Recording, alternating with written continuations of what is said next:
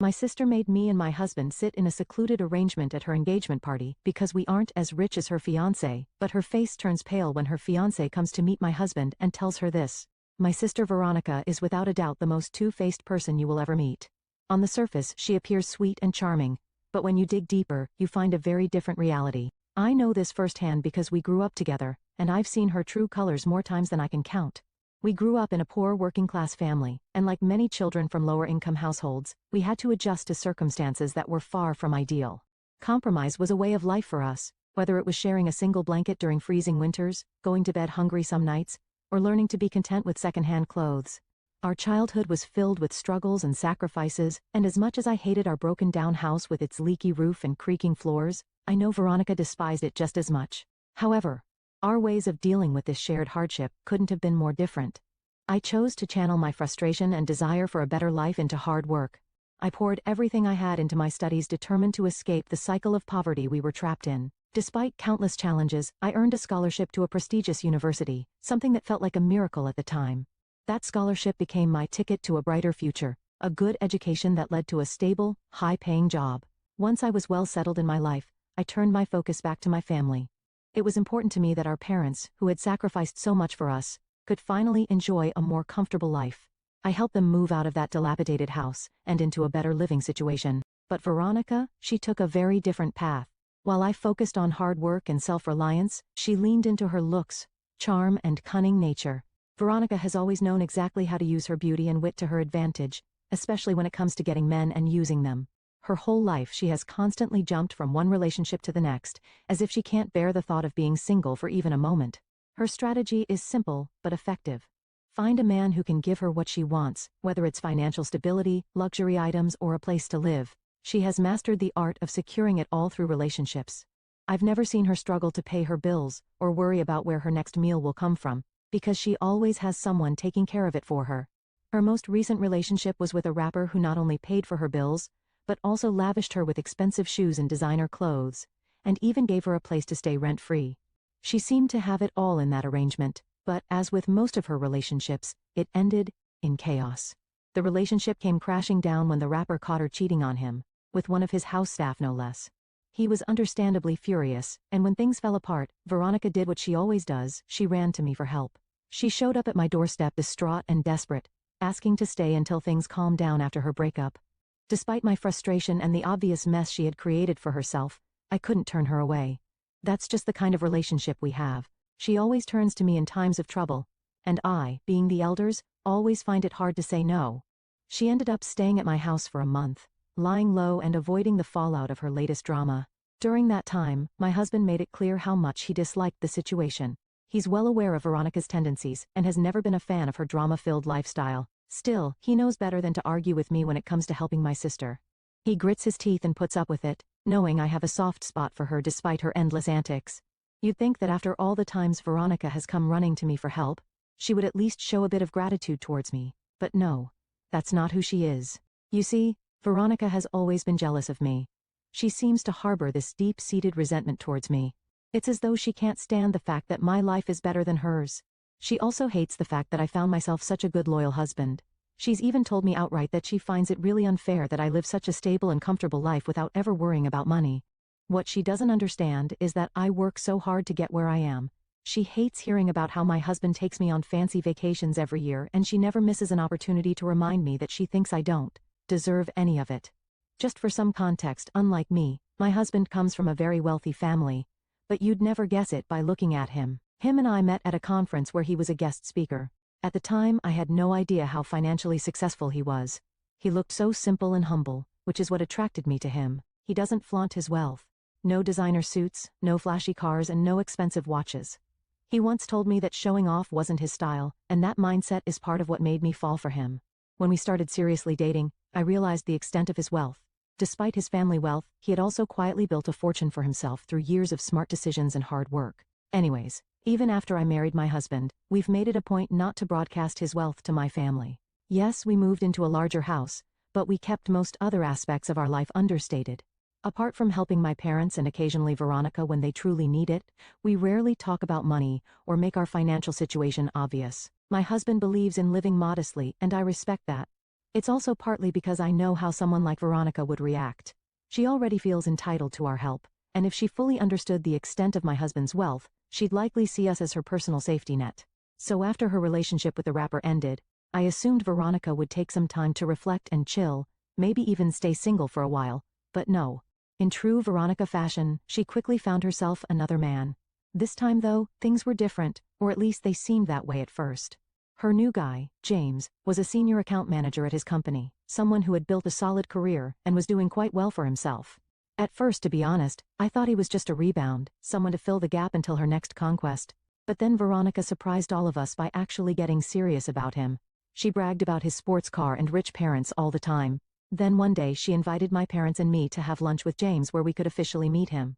During this lunch, she let it slip that her decision to be with James wasn't entirely about love. According to her, James was somewhat rich and very important, and she wanted to secure her future by locking him down. She was very open about the fact that she wanted a part of his wealthy lifestyle. As if that wasn't bad enough, before James arrived at the lunch, Veronica explicitly told us not to mention anything about our poor childhood years, and instructed us to act as though we came from a family with good money and status. She told us that she had lied to James about our background, as she didn't want him to know exactly how poor we used to be. She also forbade us from talking about any of her exes, and claimed that she had told James that she had no experience in relationships. I was appalled. Basically, she had lied to James about everything, and she wanted us to keep up the facade just so she could marry this rich boy. I didn't want to lie to James. That guy deserved to know the truth, but Veronica argued that once she was married to him she would tell him everything.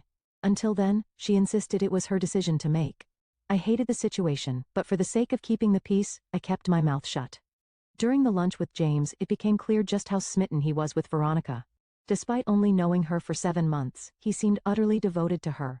He was polite and respectful towards my parents and me, expressing repeatedly how much he wanted to marry her. My parents, swept up in the moment, and likely eager for Veronica to settle down, gave him their blessing right there and then. I felt really bad for the guy, as he didn't deserve to be deceived like this. Not even a week passed before they officially announced their engagement. Yes, you read that right. My relationship-hopping sister, the woman who never seemed to stay with one man for long, was planning to get married to this guy. At first, I let myself believe it was a genuine change. Maybe she had grown up, learnt from her past, and found real love with James. I was happy for her. Truly I was. I even allowed myself a sliver of hope that this could mark a turning point in her life. Veronica seemed over the moon about the whole thing. For once, she appeared genuinely excited to be starting this new chapter in her life. She wasted no time in planning their engagement party, inviting my husband and me to attend. It was meant to be a grand event, and my husband, who hadn't yet met James or had any idea what to expect, was curious to finally meet the man who had captured my sister's attention. When we arrived at the party, it was immediately clear exactly why Veronica wanted to marry this guy. James had spared no expense for their engagement party. The venue was beautiful, and the event had been meticulously planned. There were professional caterers, servers dressed in formal attire, and even assigned seating at elegant tables adorned with floral centerpieces. It was also polished and extravagant, far more elaborate than I had anticipated. As we entered, I quickly spotted my parents already seated at a table closer to the center of the room. They waved us over enthusiastically, but before we could make our way to them, Veronica intercepted us. She stopped us in our tracks and told us that our assigned table wasn't near our parents. Then, without further explanation, she escorted my husband and me to a table tucked away in a far corner of the room. The table seemed secluded from the rest of the party and noticeably less decorated than the others. She motioned for us to sit and informed us that this was our table for the evening. My husband and I exchanged confused glances. I was taken aback by the whole thing. My husband asked Veronica why we were being seated so far away from our parents, and even from her and James. With a dismissive tone, she snapped that she only wanted well-to-do people seated near her and James's family. My husband and I exchanged stunned glances. Her reasoning was as insulting as it was nonsensical. We're both financially stable, and Veronica knew that perfectly well, but she didn't stop there. Smoking, she added with a sneer that her fiancé's family was richer than anyone she'd ever met, and that since we weren't on their level, she decided we didn't deserve to be anywhere near them. The sheer arrogance and venom in her words left us speechless, but it also made one thing crystal clear: Veronica wanted to humiliate us. Her comment wasn't just insulting, it was cruel. Veronica was basically trying to insinuate that my husband and I were beneath her and her fiancé's family when it came to social and financial standing. It felt like she was trying to say we weren't good enough to be seated closer to them, as we didn't measure up to the prestige or wealth that she thought her fiancé's family represented. The smirk on her face made it painfully obvious that she was enjoying every second of it. Before I could gather my thoughts to respond, Veronica turned as if to leave, smugly confident that she'd had the last word. But then James appeared. He must have spotted us talking to her and came over to greet us. James greeted me warmly and then turned to my husband. The moment James saw him, his face lit up with surprise. "Wow, it's you, Mr. Hamilton. What are you doing here?" he exclaimed, visibly excited. It was clear he recognized my husband, and his reaction caught both Veronica and me off guard. She froze, her smirk fading into confusion as James continued, his tone filled with admiration. I glanced at my husband, who seemed calm but slightly amused by the unexpected turn of events. He hadn't met James until that evening, but now he seemed to recognize him. The two men shook hands while my husband told James that he was married to me. James seemed pleasantly surprised by that and started saying how he couldn't believe that he was going to be a family with someone he'd admired for so long. Veronica, on the other hand, looked like she was swallowing a lemon. Whatever connection my husband had with James, it was clearly a significant one, and Veronica had no idea.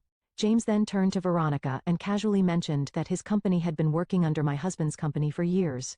In fact, he explained, my husband's company was one of their biggest clients, and James and his team personally managed the account. He seemed proud as he explained how often my husband's company used their services, clearly holding my husband in high regard. That was the moment Veronica's face drained of color and her eyes widened. As the realization hit her just minutes earlier, she had gone out of her way to demean us, smugly claiming we weren't as rich or important as her fiancé. Now she was confronted with the truth that her very fiancé worked for my husband's company. The vindication I felt at that moment was indescribable. It was like a karmic gift served on a silver platter. My husband remained composed, but I could tell he found the irony of the situation as satisfying as I did. James, seemingly oblivious to the tension, then asked us a straightforward question. "Why are you sitting so far away from the rest of us?" I looked at Veronica, who looked terrified that we were going to expose her, and without missing a beat, I told James the truth. "Well, this is where Veronica wanted us to sit." James looked genuinely taken aback. He turned to Veronica, concern etched on his face, and asked, "Why would you make your own sister and her husband sit all the way over here?" Veronica looked as pale as a ghost. She stumbled over her words, clearly caught off guard, and for once, she didn't have a quick comeback. It was as though she was struggling to think of an explanation that wouldn't make her look terrible in front of James. Before Veronica could come up with an excuse, I decided to speak up. I calmly explained to James the reason behind our seating arrangement. I told him how Veronica had mentioned that we were not rich enough to sit near them or the other well-to-do guests. Veronica immediately tried to interrupt stammering protests, but I continued recounting everything she had told me and my husband earlier. I didn't exaggerate or sugarcoat, just laid the truth out plainly. James's expression turned from confusion to disbelief and then to mortification. He looked absolutely appalled as he turned to Veronica, who by now was visibly panicking. "That's totally inappropriate," he told her, his tone sharp with disappointment. Then turning back to us, he began apologizing profusely. "I'm so sorry for what happened," he said, clearly embarrassed. "I'll fix this right now. Let me have you move to a better table near us." While I appreciated his apology, my husband had already made up his mind. He's not one to let insults slide easily, especially when they're as deliberate and hurtful as this. Without hesitation, he announced that we wouldn't be staying any longer. "I appreciate the gesture, James," my husband said politely, "but we are leaving." I nodded in agreement, ready to go. James looked flustered and tried to reason with my husband, but it was no use. Veronica too began apologizing frantically, insisting it was a misunderstanding and begging us to stay, but the damage was done. What was the point of staying after what Veronica had done? Sure, she seemed apologetic now, but would she have felt any guilt if James hadn't turned out to work for my husband? I doubted it. My husband and I quietly excused ourselves and left the party. Instead of dwelling on the negativity, we decided to turn the evening into something positive. We went to our favorite restaurant for an impromptu date night, just the two of us. It was refreshing to leave behind the drama and spend quality time together enjoying good food and each other's company. That said, my husband remains furious about the incident and has made it clear he wants to cut ties with my sister entirely. I can't say I blame him. Veronica's behavior was deeply disrespectful, not just to him, but to me as well. At this point, I agree with my husband. Family or not, there's only so much one can tolerate, and Veronica has crossed that line. Since the party, my phone has been ringing non-stop. It feels like everyone suddenly has an opinion about what happened, without even knowing the full story. My parents, along with some relatives who were present, seemed particularly upset. They only saw my husband and me leaving the engagement party abruptly with no explanation provided. Instead of questioning Veronica or digging deeper into what might have led to our departure, they've decided to place the blame squarely on us. They've been calling us rude and disrespectful, berating us for walking out on such an important event. It's frustrating to say the least. Meanwhile, Veronica has been bombarding me with text. Her tone is completely different now. She's sending what feels like endless apologies, claiming she regrets what happened at the party and is begging me to call her back a sap. Apparently James is furious with her, and they've had a big fight over the incident. He's insisting that she make things right with us, which I suppose is why she's suddenly so remorseful. AITA. Thank you for the hundreds of comments I've received from everyone. I agree with most of your comments that my sister needs to be taught a lesson in humility. If I accept her apology, she will never learn her lesson. She's only apologizing now because she's afraid of losing James, not because she's actually sorry for the way she treated me and my husband. This isn't about reconciliation for the sake of family. It's about her trying to save face before her fiancé turns his back on her and ends their relationship. Also, I agree with some of the comments that James deserves to know the full truth about my sister and her true behavior before he makes any deeper commitments.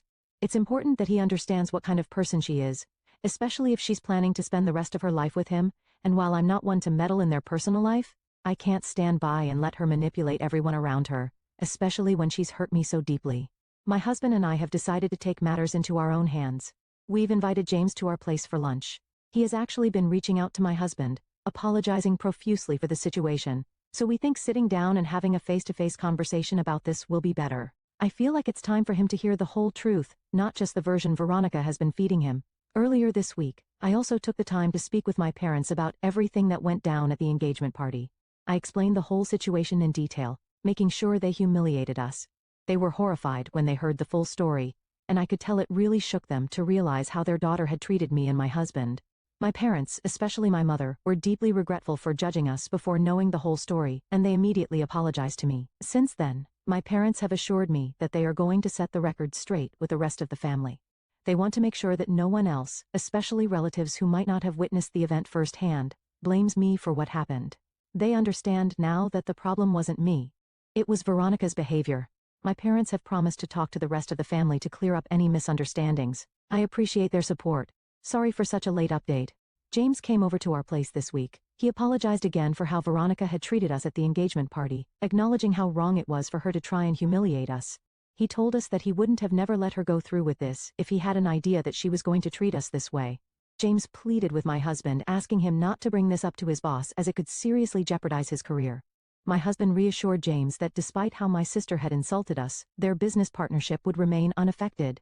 James seemed visibly relieved by that, and I appreciated my husband's calmness in the midst of all this drama. It was important to him that business didn't get entangled in his personal mess, and I respected that. Once that was settled, I took it upon myself to be completely transparent with James about who my sister really was. I didn't want to meddle in his relationship, but I felt he had every right to know the truth about Veronica's past. He needed to understand what kind of person she was before making any long-term commitments. I told him everything. How she had been in and out of prisons, how she had a string of shady exes, how she has never had a job, and how she constantly came to us for money, often without any real intention of changing her ways. I wasn't trying to break them up or create conflict, but I wasn't going to sit back and watch James make a decision based on an incomplete picture of who Veronica truly was. I made sure to add that I was happy for him to be a part of our family, but I wanted to make sure he knew what he was getting into. Veronica may have been charming in the beginning, but she had a pattern of using people and then tossing them aside when they no longer served her purpose. James listened carefully, and while he seemed shocked by some of what I said, he didn't react with anger or defensiveness. He told me that he had no idea about her past or about our family background since Veronica had made such elaborate lies. In the end, he informed me that he was going to take some space from Veronica to process everything I had shared with him. He didn't want to rush into anything, and I could tell he was trying to make sense of what was going on. It was clear that he had a lot to think about. At the moment, I feel relieved that I did my part by being honest to James. Ultimately, I hope he makes the right choice, both for his own sake and for the sake of everyone involved. Just hours after James left our place, my phone rang. It was my sister, and she was obviously screaming at me. I could barely make sense of what she was saying through her angry sobs and shouts, but it quickly became clear that James had called off their engagement. Apparently, he had called her to confront her about some of the lies she had told him, but instead of owning up to them, she refused to take any responsibility and just doubled down on her falsehoods. He also told her that she didn't know how to conduct herself in public, and that she wasn't mature enough to be his wife. When she tried to argue, he shut her down, telling her that he couldn't marry her because she had lied to him too many times. He was finished and made it crystal clear that he no longer saw a future with her. My sister was understandably livid. She was furious, yelling at me that I was the reason she lost him. She went on and on about how James was her golden ticket to a better life, a life of higher status and wealth, and that marrying him would have changed her life and given her everything she ever wanted. She said I ruined her chance of getting a good life. I wasn't surprised by her reaction. As usual, she blames everyone else other than herself for how her life turns out. This time, I wasn't going to let her manipulate me or use me to get what she wanted any longer. I calmly but firmly told her that I didn't care how much she yelled at me anymore because I was done with her. I told her that my husband and I were cutting her off. No more helping her, no more handouts, no more bailing her out of whatever mess she created. This time she had gone too far and I wasn't going to tolerate it anymore. When I said that, there was an immediate silence on the other end of the line. She had nothing to say in response, and I could hear the shock in her silence. It was like I had finally said the thing that she knew was coming, but never expected to actually hear. I could almost feel her panic through the phone. I told her that for years I had let her disrespect slide, because I knew deep down that she was jealous of me. I knew she was trying to tear me down, but I always let it go, because in a way I understood why she felt that way.